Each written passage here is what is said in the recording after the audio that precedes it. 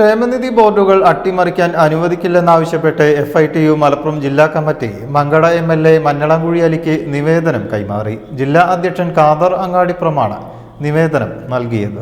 ക്ഷേമനിധി ബോർഡുകൾ അട്ടിമറിക്കാൻ അനുവദിക്കില്ല എന്ന ആവശ്യവുമായി MLAക്ക് നിവേദനം നൽകി FITU. സംസ്ഥാന campaign 2025 May August FITU Malappuram ജില്ലാ കമ്മിറ്റി ജില്ലയിലെ മുഴുവൻ MLAമാർക്കും നിവേദനം നൽകുന്നതിന്റെ ഭാഗമായിട്ടാണ് മങ്കട MLA മഞ്ഞളാംകുഴി അലിക്ക് FITU ജില്ലാ പ്രസിഡന്റ് ഖാദർ അങ്ങാടിപ്പുറം നിവേദനം കൈമാറി മലപ്പുറം ജില്ലാതല ഉദ്ഘാടനം നിർവഹിച്ചത്.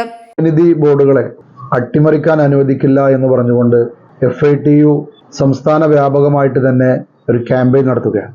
ആ ക്യാമ്പയിന്റെ ഭാഗമായിട്ട് സംസ്ഥാനത്തെ മുഴുവൻ MLAമാരെയും നേരിൽ കണ്ടുകൊണ്ട് നിവേദനം കൊടുക്കുകയും ഇന്ന് മലപ്പുറം ജില്ലയിൽ മങ്കട മണ്ഡലത്തിലെ MLA മഞ്ഞളാംകുഴി MLAക്ക് നിവേദനം കൈമാറി അതിന്റെ ഉദ്ഘാടനം നിർവഹിച്ചിരിക്കുകയാണ് അദ്ദേഹം.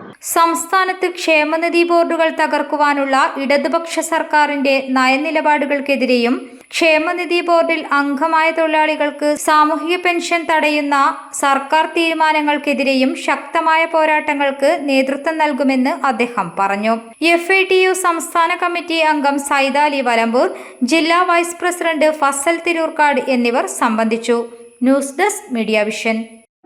നമ്മുടെ കുബൂസ് അത് നമ്മുടെ ഗൾഫിൽ കിട്ടുണ്ടായിരുന്ന കുബൂസില്ലേ, നിനക്കിഷ്ടപ്പെട്ട ആ കുബൂസ്.